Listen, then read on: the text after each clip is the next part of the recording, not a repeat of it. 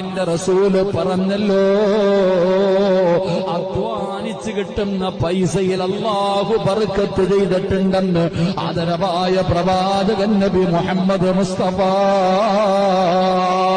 കൂലിപ്പണി ചെയ്തിട്ടാണെങ്കിലും രാവിലെ മുതൽ ഉച്ചവരെ കിടന്ന് നട്ടുച്ചവരെ കിടന്ന് കൈപൊട്ടുന്ന രീതിയിൽ തൂമ്പ് കൊണ്ട് കിളച്ചിട്ടാണെങ്കിലും കിട്ടുന്നത് 500 അതിന് 5000-നെക്കാളും വിലയുണ്ട് മനുഷ്യ.